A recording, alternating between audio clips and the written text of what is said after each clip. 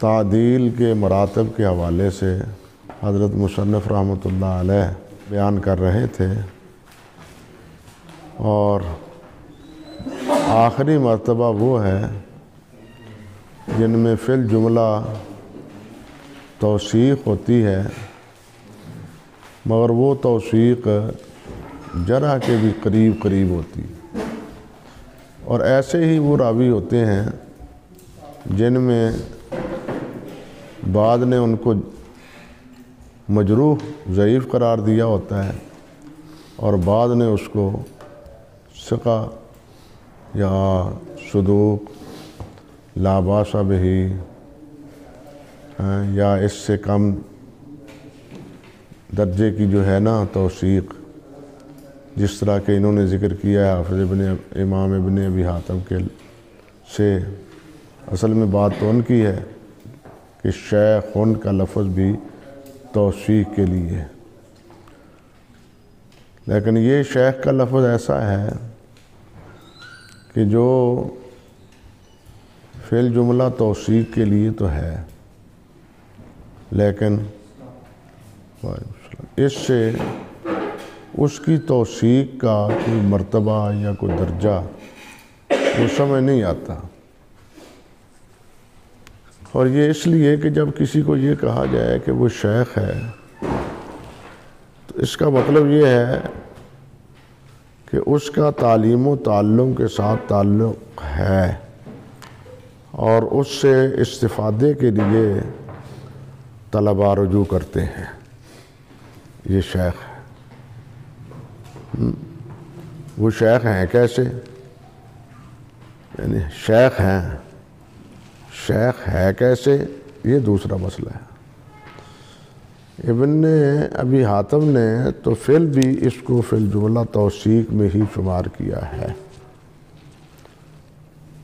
تو دوسرے طبقے میں یوں کہنا چاہیے، دوسرے درجے میں، کہ یہ توثیق اگرچہ ہے، استاد ہے، بہرحال استاد ہی ہوتا ہے، آپ بھی کہتے ہیں کہ شیخ ہی ہوتا ہے، تو یہ اس اعتبار سے یہ توثیق کے قریب ہے، یعنی یہ جملہ، یہ لفظ توثیق کے، کلمہ توثیق کے قریب ہے، لیکن ایسا بھی نہیں کہ جس سے اس کی اچھی طرح توثیق سمجھی جائے۔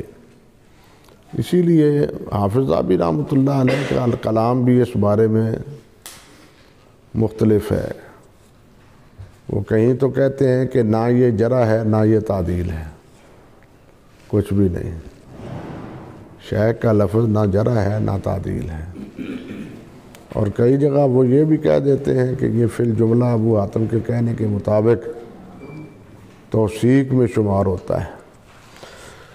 فرماتے ہیں کہ یہ ان کے مابین جو مراتب ہیں وہ بھی ہیں، یعنی جو اعلیٰ ہے، جو ادنیٰ ہے، اور ان کے مابین وَهَذِهِ أَحْكَامٌ تَتَعَلَّقُ بِذَلِكَ ذَكَرْتُهَا هُنَا لِتَكْمِلَةِ الْفَائِدَةِ، اور یہاں کچھ احکام ہیں اور بھی جو اسی جرح اور تعدیل کے الفاظ سے تعلق رکھتے ہیں، اور اسی لیے میں نے فائدے کی تکمیل کے لیے اس بات کو یہاں ذکر کیا ہے یا کر رہا ہوں۔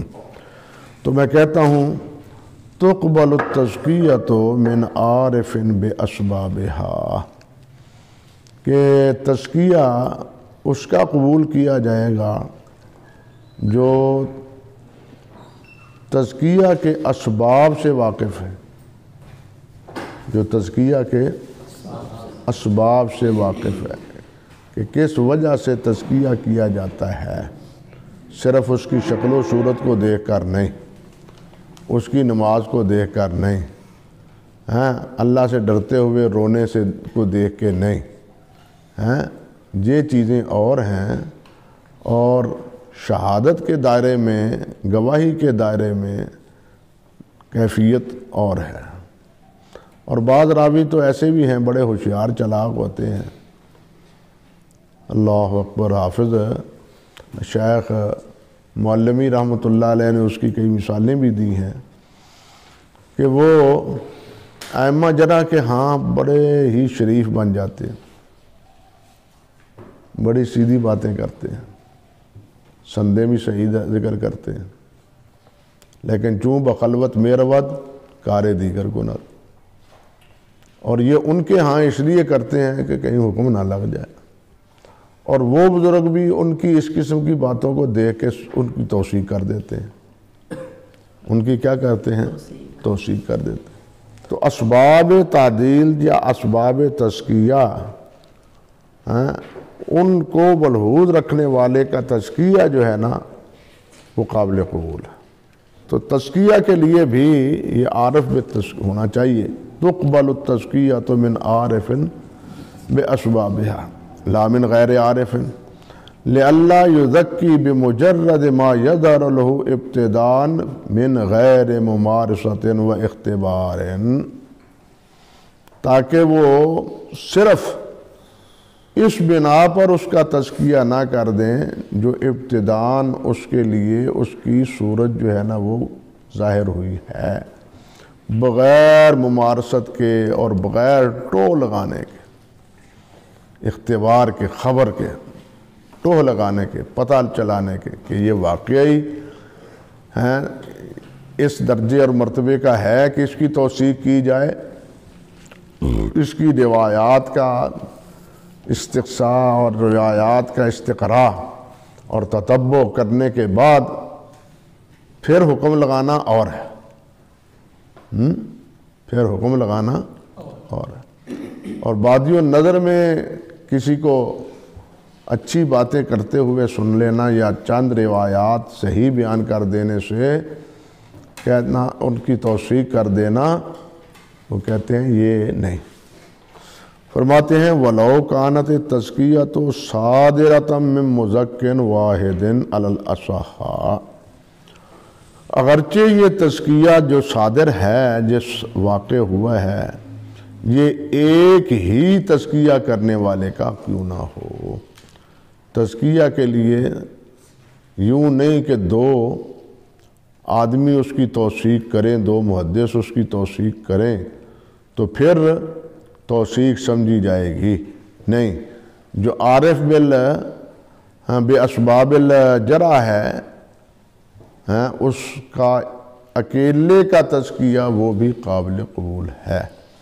علی الاصح کے قول سے خود یہ بات واضح ہو جاتی ہے کہ اس بارے میں رائے اس سے مختلف بھی ہے، رائے اس سے کیا ہے؟ مختلف بھی ہے۔ بعض حضرات نے تو یہ کہا ہے اللہ اکبر کبیرہ کہ دو آدمیوں کا تزکیہ جو ہے وہ قابل قبول ہے، ایک کا نہیں بلکہ دو کا۔ اور امام ابو بکر الباقلانی رحمۃ اللہ علیہ نے اس کو اکثر فقہا کی طرف اس قول کو منسوب کیا ہے کہ اکثر فقہائے مدینہ جو ہے نا وہ اکیلے مزکی کا تزکیہ قبول نہیں کرتے۔ اللہ اکبر کبیرہ، اللہ اکبر۔ اور ایک قول یہ بھی ہے تیسرا جو ابو بکر الباقلانی رحمۃ اللہ علیہ، تیسرا ایک قول یہ بھی ہے ابو عبید رحمۃ اللہ علیہ کا کہ 3 آدمی تزکیہ کرنے والے ہوں تو قبول ہے، 3 آدمی۔ یہ ساری تفصیل حافظ ابن حجر نے بھی اور خطیب بغدادی رحمۃ اللہ علیہ نے الکفایہ میں، اور انہی سے پھر پیچھے بعد میں الحافظ سخاوی رحمۃ اللہ علیہ نے اور سیوطی رحمۃ اللہ علیہ نے اسی باس کے ضمن میں کی۔ تو مختلف اقوال ہونے کی وجہ سے ہی علی الاصح کا قول نکل گیا، گویا کہ اس مسئلے میں 3 قول ہیں۔ ایک قول یہ ہے کہ مزکی واحد ہو لیکن وہ اسباب جرح و تعدیل سے واقف ہو۔ دوسرا قول یہ ہے کہ 2 تزکیہ کرنے والے ہوں، اور تیسرا قول یہ ہے کہ 3 تزکیہ کرنے والے ہوں۔ ابو عبید قاسم بن سلام کا یہ قول، لیکن اصح جو ہے، جو اکثر محدثین کے نزدیک جس کو پذیرائی حاصل ہے، وہ یہی قول ہے جس کو حافظ رحمۃ اللہ علیہ نے کیا کہا ہے؟ اصح قرار دیا ہے۔ اور پھر یہ بھی دیکھیے کہ ایک ہی تزکیہ کرنے والا ہو، یہ تزکیہ کرنے والا جو ہے، اللہ آپ کا بھلا کرے، اگر خاتون ہو، خاتون بھی تو تزکیہ کرتی۔ امام بخاری رحمۃ اللہ علیہ نے باب باندھا ہے تعدیل النساء بعضہن لبعض، کتاب الشہادات میں امام بخاری نے یہ باب باندھا ہے کہ عورتیں بعض کا، مرد تو نہیں تزکیہ کرتے سکتے نا عورتوں کا، الا یہ کہ ان کی مرویات عام ہوں، پھر ان مرویات کا تجزیہ اور ان کا دراسہ کیا جائے تو پھر پتہ چلے کہ کتنی روایات میں خطا کی ہے اور کتنی روایات کو صحیح بیان کیا ہے۔ لیکن میل جول تو خواتین سے مردوں کا نہیں ہو سکتا، ممکن ہی نہیں، تو عورتیں عورتوں کا تزکیہ کریں، عورتیں عورتوں کا تزکیہ کریں۔ اب دیکھیے یہ عورتوں کے ساتھ تزکیہ ہی کا نتیجہ ہے کہ انسان کا نسب ثابت ہو رہا ہے، سمجھے نا؟ اس وقت مرد تو نہیں ہوتے نا، عورتوں کے ساتھ تزکیہ کی قبولیت کا ہی یہ مسئلہ ہے کہ انسانوں کے نسب جو ہے نا وہ سب کس کی گواہی پر مبنی ہے؟ عورتوں پر۔ تو اس لیے مرد ہی نہیں ہیں، عورتیں بھی اگر تزکیہ کریں تو وہ بھی ٹھیک ہے۔ اسی طرح غلام ہیں، وہ بھی اگر کسی کا تزکیہ کرتے ہیں اپنے آقا کے علاوہ، مالک کے علاوہ، وہ بھی ٹھیک ہے۔ تو تزکیہ کرنے والا وہ اسباب یعنی تزکیہ سے آگاہ اور خبردار اور واقف ہو، تو پھر ایک ہی کیوں نہ ہو اس کا تزکیہ، اس کی تصدیق توثیق جو ہے نا وہ قابل قبول ہے۔ فرماتے ہیں وخلافا لمن شرط انہا لا تقبل الا من اثنین، کہتے ہیں برعکس اس بزرگ کے جنہوں نے شرط یہ لگائی ہے کہ یہ دو کے بغیر قبول نہیں کیا جائے گا، کہ یہ دو کے بغیر تزکیہ قبول، الحاق اللہ بالشہادت فی الاصح ایضاً، اس کو شامل کرتے ہوئے، الحاق کرتے ہوئے، ملاتے ہوئے شہادت کے ساتھ، فی الاصح، اصح میں، اصح قول کیا ہے؟ شہادت میں دو کی گواہی، ایک ہی نہیں۔ اصح قول یہی ہے نا شہادت میں کہ وہ، اور پھر شہادت بھی علیحدہ ہے، مالی معاملات میں 2 آدمی کا ہے اور بدکاری زنا میں 4 گواہ ہیں، سمجھے نا؟ تو یہ شہادت عام معاملات میں اللہ تعالیٰ نے کیا کہی؟ وہ شاہدین عدلین، 2 عادل شاہد ہوں۔ تو یہ کہتے ہیں کہ جیسے 2 آدمیوں کی گواہی ہوتی ہے، اسی طرح 2 آدمیوں کی تعدیل ہو تو پھر کیا ہے؟ وہ تعدیل قابل قبول ہوگی، ورنہ نہیں۔ فرماتے ہیں والفرق، لیکن بھائی یہاں فرق ہے، یہاں کچھ فرق ہے شہادت میں اور تعدیل میں۔ فرق کیا ہے؟ کہ ان التزکیۃ تنزل منزلۃ الحکم، کہ تزکیہ تو قائم مقام ہے ایک حکم کے، یہ تزکیہ حکم لگانا ہے، اور شہادت کسی واقعے کی گواہی دینا ہے۔ فلا یشترط فیہا العدد، اور یہ حکم میں یہ نہیں کہ ایک جج کا فیصلہ قابل قبول نہیں، ایک قاضی کا فیصلہ قابل قبول ہے یا نہیں؟ جب ایک قاضی کا فیصلہ قابل قبول ہے تو ایک مزکی کا فیصلہ بھی قابل قبول ہونا چاہیے۔ وہ تو اہم معاملات ہوتے ہیں جن میں آپ ججوں کا ایک بینچ بنا دیتے ہیں، جتنا اہم معاملہ ہوتا ہے اس کے لیے، ورنہ عموماً جتنے عدالتوں میں فیصلے ہو رہے ہیں وہ ایک ہی قاضی کر رہے ہیں، شروع سے، ابتدائے اسلام سے ایک ہی قاضی کرتے ہیں، 2 قاضی تو نہیں بیٹھتے۔ تو فرماتے ہیں فلا یشترط فی العدد والشہادۃ تقع من الشاہد عند الحاکم، اور شہادت جو ہے وہ حاکم کے ہاں واقع ہوتی ہے۔ حاکم اور ہے، شاہد اور ہے۔ شاہد نے حاکم کے پاس حاضر ہو کے گواہی دینی ہوتی ہے، حاکم نے حکم لگانا ہوتا ہے، اور یہ تزکیہ بمنزلہ حاکم کے ہے، بمنزلہ شاہد کے نہیں ہے۔ فافترقا، لہذا یہ دونوں کیا ہیں؟ آپس میں مختلف ہیں۔ وَلَوْ قِيلَ، بھئی اگر یہ کہا جائے کہ يُفَصَّلُ بَيْنَ مَا إِذَا كَانَتِ التَّزْكِيَّةُ فِي الرَّاوِي مُسْتَنِدَةً مِنَ الْمُزَكِّي إِلَىٰ اجْتِهَادِهِ أَوْ إِلَى النَّقْلِ عَنْ غَيْرِهِ لَكَانَ مُتَّجَهًا، کہتے ہیں کہ اگر یہ کہا جائے نا کہ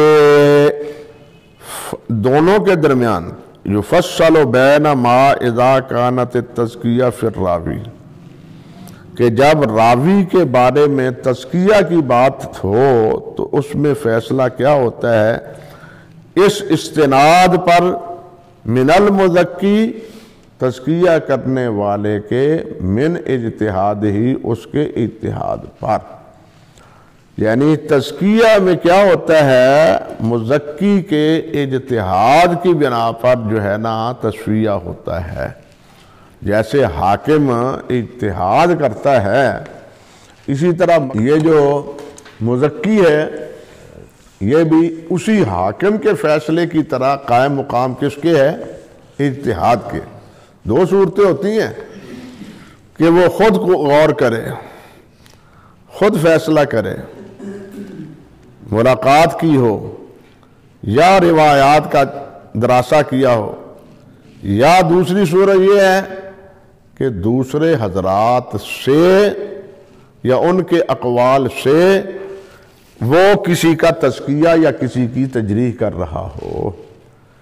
یعنی دو صورتیں ہیں جرح و تعدیل کے بارے میں، یا تو خود محدث خود اجتہاد کرتا ہے، یا دوسرا یہ ہے کہ متقدمین سے توثیق یا تجریح نقل کرتا ہے۔ وہی بات کہتے ہیں۔ وَلَوْ قِيلَ، اگر یہ کہا جائے کہ يُفَصَّلُ بَيْنَ مَا إِذَا كَانَتِ التَّزْكِيَّةُ، فیصلہ کیا، فرق دونوں میں فاصلہ کیا جائے گا، بَيْنَ مَا إِذَا كَانَتِ التَّزْكِيَّةُ، جبکہ تزکیہ ہو پھر راوی کے بارے میں مستندتاً، استناد کے طور پر، دلیل کے طور پر، من المزکی إِلَىٰ اجتہادہ، جب اس کی استناد، اس کا سبب، مزکی کا ذریعہ، اس کی توثیق کرنے کا وہ کیا ہو؟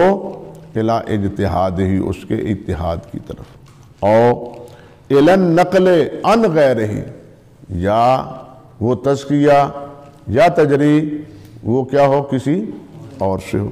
لَكَانَ مُتَّجَهًا، تو یہ توجیہ ہو سکتی تھی۔ تو یہ توجیہ ہے کہ اس میں فرق ہے، کسی اور سے نقل کرنا یا اپنے اجتہاد سے نقل کرنا۔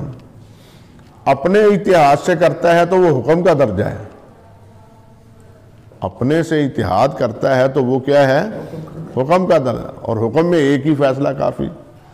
لیکن جب نقل کرتا ہے تو نقل میں کہتے ہیں کہ دوسرے کی نقل بھی دیکھنی چاہیے، کہیں اس نے نقل کرنے میں غلطی تو نہیں کی۔ اور ہم اب تو دیکھتے ہیں نا کہ نقل کرنے میں الفاظ تعدیل یا تجریح نقل کرنے میں بھی غلطی ہو جاتی ہے، اجتہاد میں ہی نہیں ہوتی بلکہ نقل کرنے میں بھی ہوتی۔ حتیٰ کہ کئی مقام پر، اللہ آپ کا بھلا کرے، متاخرین کی کیا بات ہے، ابن حبان سے خطا ہوئی ہے امام بخاری اور متقدمین کا کلام نقل کرنے میں، ابن حبان سے بھی یہ خطا ہوئی۔ آپ لسان کو پڑھیں گے تو کئی مقام پر حافظ کہتے ہیں کہ ذہبی رحمۃ اللہ علیہ سے یہاں نقل کرنے میں خطا ہوئی ہے۔ سمجھے؟ خطا سے کون بچا ہوا ہے؟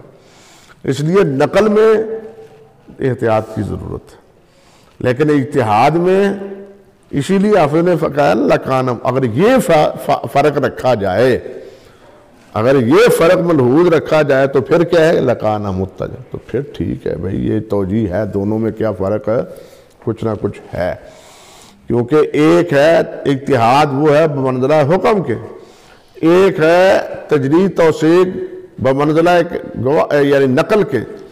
اب نقل میں خطا ہونے کا امکان زیادہ ہے، دوسرے کی نقل ضروری ہے ساتھ، اسی لیے حافظ کہتے ہیں لِأَنَّهُ إِنْ كَانَ الْأَوَّلُ فَلَا يُشْتَرَطُ الْعَدَدُ أَصْلًا، اگر پہلی صورت ہو تو اس میں عدد کی شرط بالکل نہیں، وہ بمنزلہ حکم کے، لِأَنَّهُ حِينَئِذٍ يَكُونُ بِمَنزِلَةِ الْحَاكِمِ وَإِنْ كَانَ الثَّانِي فَيُجْرَى فِيهِ الْخِلَافُ، تو اس میں اختلاف جاری ہے، وَيَتَبَيَّنُ أَنَّهُ أَيْضًا، لیکن بات یہ ہے کہ اس میں بھی حقیقتاً کہتے ہیں کہ عدد کی شرط نہیں ہے۔ وہ حافظ کہتے ہیں کہ اصل اگر دیکھا جائے حقیقتاً تو پھر کیا ہے، اس میں بھی شہادت کی دو کی ضرورت نہیں، کیونکہ جتنے بھی نقول ہیں، جتنے بھی دستاویزی نقول ہیں یا جتنے بھی کتابوں کے نقول ہیں، وہ ایک پر آج تک اعتماد ہوا ہے اور ہو رہا ہے، دستاویزی ہوں یا کتابوں کے نقول ہوں۔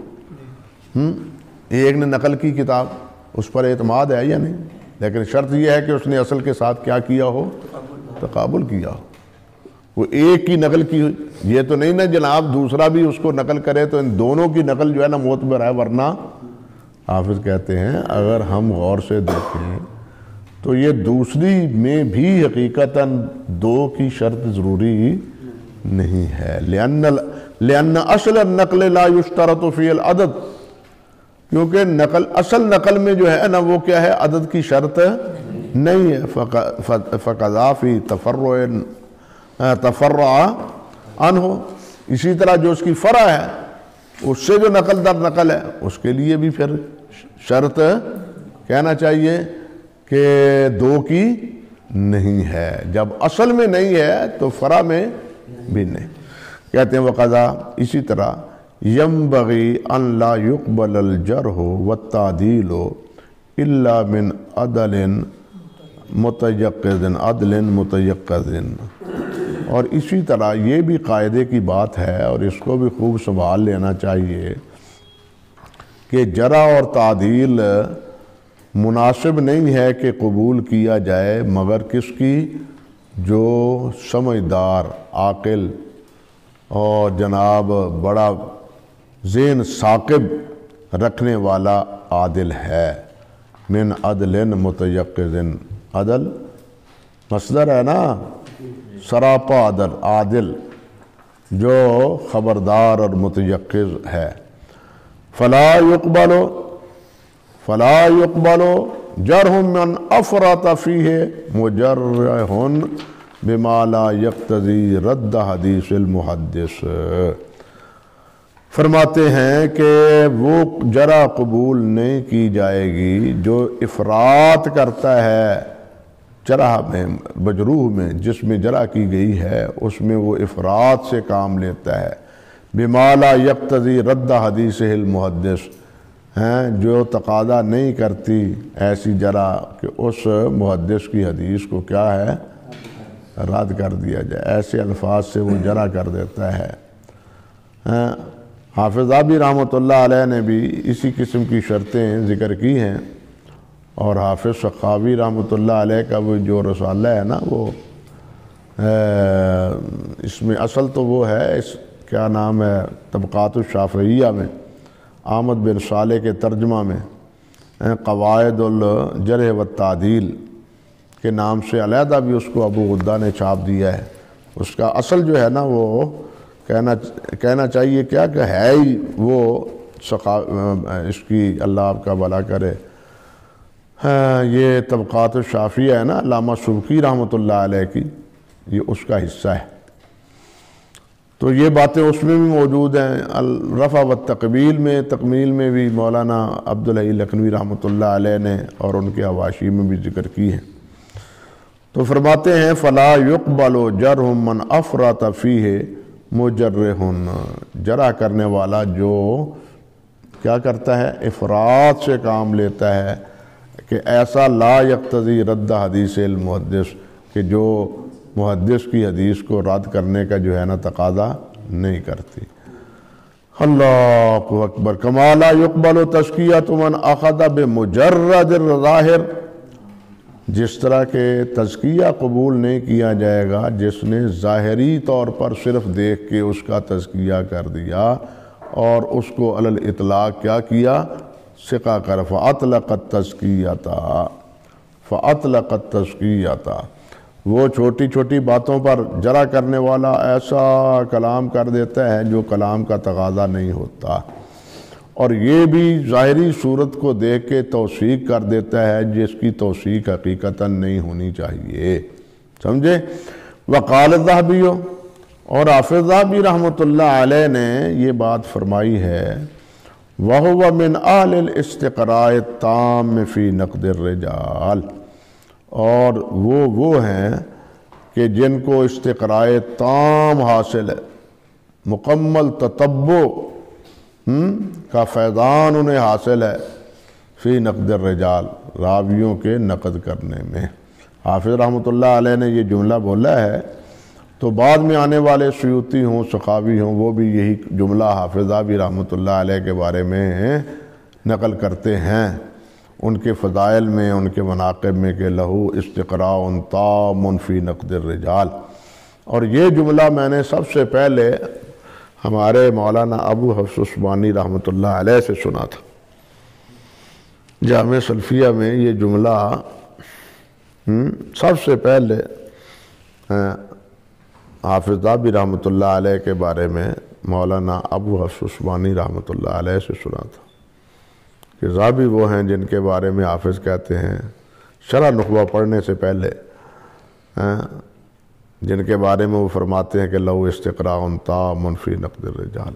لیکن آپ یہ بھی دیکھیں، یہ بات بالکل درست ہے، لیکن لکل جواد کبوا، حال شاہ سوار کبھی کبھی کیا ہو جاتا ہے، وہ گر بھی جاتا ہے۔ وہ طفل کیا گریں گے جو گھٹنوں کے بل چلیں، وہ طفل کیا گریں جو گھٹنوں کے بل چلیں۔ آپ دیکھیں مدلاج بن عمر کو حافظ ذہبی رحمۃ اللہ علیہ میزان میں کہتے ہیں، میزان میں ذکر کرتے ہیں اور کہتے ہیں یہ مجہول ہے، پتہ نہیں کون ہے۔ مدلاج بن مدلاج میم دال لام الف لام جیم، مدلاج بن عمر، لائیں چوتھی جلد دیکھ لیں میزان کی تاکہ تسلی شفیع ہو جائے۔ یہ دیکھ مدلاج بن عمر ان لا یدرا من ہوا، لا یدرا، پتہ نہیں کون ہے یہ، مدلاج بن عمر السلمی۔ حالانکہ یہی مدلاج بن عمر سلمی کو خود ذہبی رحمۃ اللہ علیہ نے تجرید الصحابہ میں ذکر کیا ہے، مولوی صاحب، اور یہ بھی کہا ہے کہ یہ بدری ہے، یہ بھی کہا ہے کہ یہ کیا ہے، بدری۔ اب تجرید میں بھی آپ دیکھ لیں۔ اسی طرح معاملہ ہے سوار بن عمر کا، اس کو بھی انہوں نے مجہول کہا، حالانکہ وہ بھی صحابی ہے۔ سوار سین واو الف را، سوار بن عمر۔ کہنے کا مطلب یہ ہے کہ بلا شبہ کوئی شک نہیں اس میں کہ جتنے بعد میں آئے ہیں وہ دونوں ہمارے حضرات کے، حافظ ذہبی کے اور بعد میں حافظ ابن حجر کے، وہ نقول کے محتاج ہیں۔ اور بلا شبہ حافظ ذہبی رحمۃ اللہ علیہ کو بہت اس معاملے میں، وہ میں نے آپ سے ذکر کیا تھا نا کہ امام ابن دقیق العید رحمۃ اللہ علیہ کے پاس یہ حافظ ذہبی رحمۃ اللہ علیہ گئے تو تشریف فرما تھے وہ، تو کہنے لگے بھئی کون ہو؟ جی ذہبی ہوں۔ ابو محمد کوفی کون ہے؟ سفیان بن عیینہ ہے، اب انتا ذہبی، تو واقعی ذہبی ہے، یعنی انہوں نے امتحان لیا کہ ابو محمد کنیت جو ہے نا وہ کوفی کی کس کی ہے؟ تو انہوں نے کہا سفیان بن عیینہ کی۔ فرمانے لگے کہ ہاں تم واقعی ذہبی ہو، یہ پہلے بھی میں نے قصہ ذکر کیا تھا، لیکن انسان ہے، انسان سے خطا ہو جاتی ہے۔ حافظ ابن حجر سے بھی آپ اتفاق نہیں کرتے کئی مقامات پر۔ تو فرماتے ہیں کہ ذہبی رحمۃ اللہ علیہ نے فرمایا ہے، اب دیکھیے کتنی بات ہے جس کو سمجھنے میں بھی بڑا جھگڑا ہے، لم یجتمع اثنان من علماء ھذا الشان قط علی توثیق ضعیف ولا علی تضعیف ثقۃ، کہ دو آدمی بھی جمع نہیں ہیں، یعنی دو کا بھی اتفاق نہیں ہے علماء میں سے، ھذا الشان جو اس عظیم الشان علم کے شناور ہیں، کبھی بھی علی توثیق ضعیف، کسی ضعیف کی توثیق پر، جو متفق علیہ ضعیف ہے اس کو کسی دو آدمیوں نے بھی ثقہ نہیں کہا، ولا علی تضعیف ثقۃ، اور اگر وہ حقیقتاً ضعیف ہے تو دو آدمیوں نے اس کو ثقہ نہیں کہا۔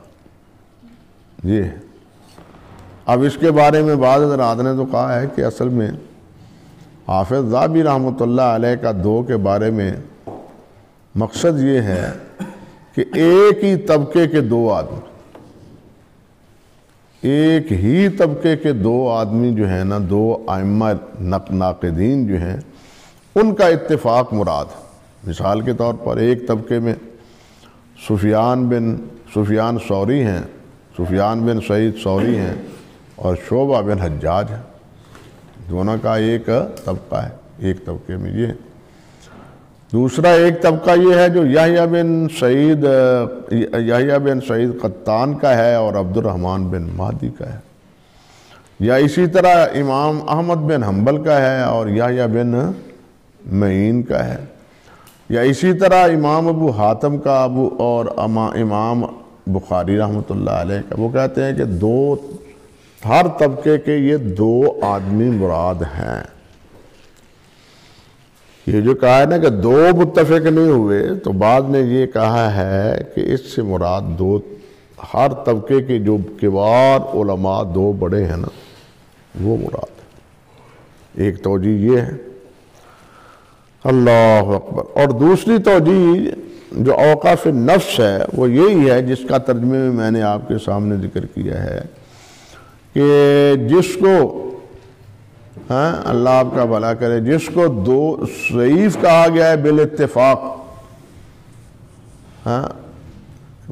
اس کو دو آدمی بھی اس کی توثیق نہیں کرتے، اور جس کو ثقہ کہا گیا ہے اس کو دو آدمی بھی کہا ہے ضعیف قرار نہیں دیتے۔ یہ عموماً صحیح رائے بیان کی جاتی ہے۔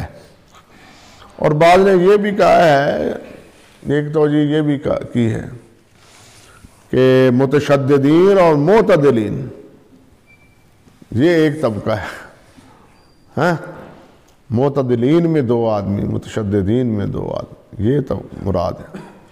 امام نسائی رحمۃ اللہ علیہ کے بارے میں تو یہ کہتے ہیں کہ ان لہو شرط اشد من شرط البخاری و مسلم، یہ کہتے ہیں، سب نقل کرتے ہیں، لیکن یہ حقیقت نہیں ہے۔ وہ امام نسائی نے بہت سے ایسے راویوں سے روایت نہیں لی جو کہ صحیح مسلم کے راوی ہیں، امام مسلم نے ان سے روایت لی، مگر امام نسائی نے ان سے روایت نہیں لی۔ البتہ یہ بات تقریباً اہل علم میں اتفاق رکھتی ہے کہ بخاری اور مسلم کے بعد کتاب کی صحت کے اعتبار سے امام نسائی رحمۃ اللہ علیہ کی السنن الکبریٰ وہ زیادہ مقدم ہے ابو داؤد اور ترمذی سے۔ لیکن یہاں ایک بات اور بھی ہے کہ خود ذہبی رحمۃ اللہ علیہ کی رائے یہ ہے کہ علل حدیث کی معرفت امام نسائی کو زیادہ تھی امام مسلم رحمۃ اللہ علیہ سے۔ راوی کی رائے یہ بھی ہے کہ علل حدیث اور راویوں پر بحث جو ہے وہ زیادہ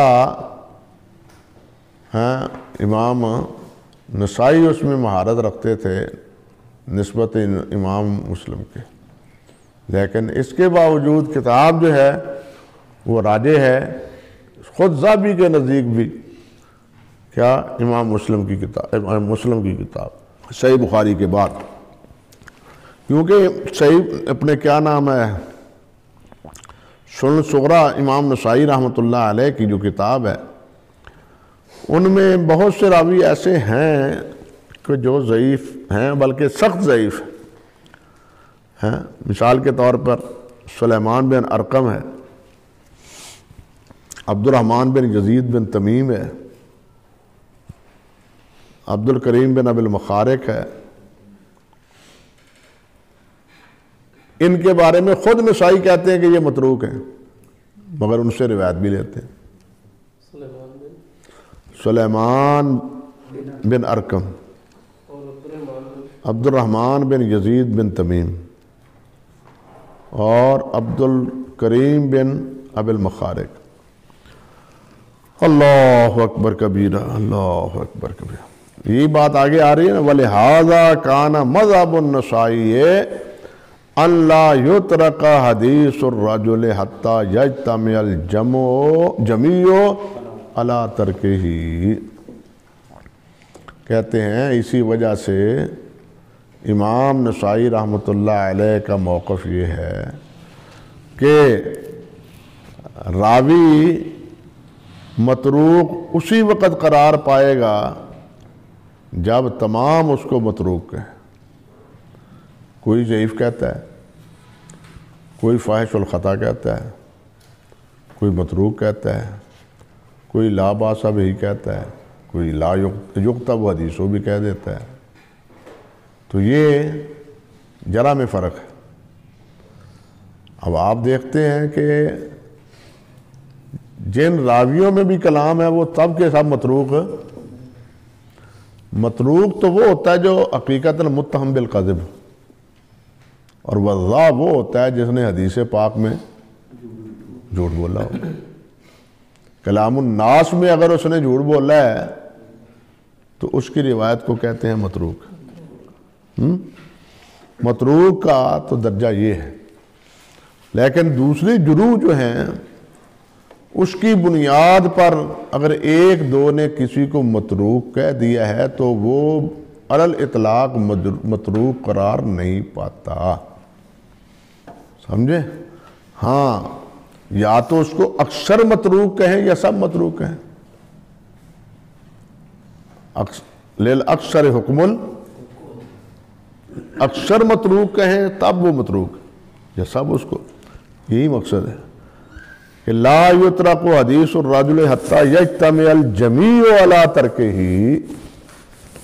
احمد بن صالح فرماتے ہیں، نے بھی یہی کہا ہے کہ لا یترک حدیث الرجل حتی یجتمع الجمیع علی ترک حدیثہ۔ ہاں، وہ بھی یہی کہتے ہیں۔ اور یہ بھی کہا ہے فلان ضعیف، فلان متروک، یہ چیزیں ہیں۔ فَأَمَّا أَن يَقُولَ فُلَانٌ مَتْرُوكٌ فَلَا إِلَّا أَن يَجْتَمِعَ عَلَى تَرْكِ حَدِيثِهِ۔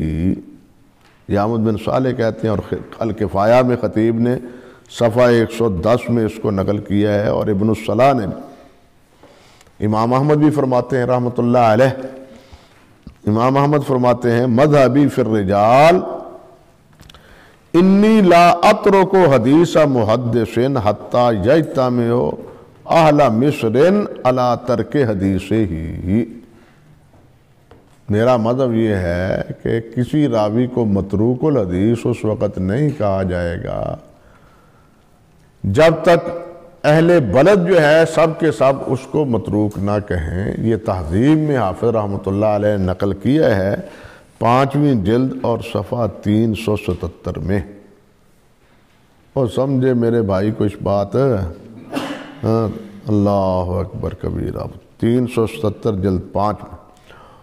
تو یہ اقوال بتلاتے ہیں، اور انہی سے یہ پتہ چلتا ہے کہ امام نسائی رحمۃ اللہ علیہ نے خود ان راویوں کے جن کا میں نے نام لیا ہے جن کو متروک کہا ہے اور ان سے روایت بھی لی ہے، اس کا مطلب ہے کہ وہ بالاتفاق متروک ہیں امام نسائی کے نزدیک، لیکن بالاتفاق، کہ ان کا ضابطہ یہ ہے کہ متروک الحدیث وہ ہے جس کو سب متروک ہے۔ یہ تطبیق کی صورت نکالی جا سکتی ہے نا کہ امام نسائی متروک بھی کہتے ہیں اور روایت بھی لیتے ہیں، تو یہ توفیق کی دونوں اقوال میں صورت ہو سکتی ہے۔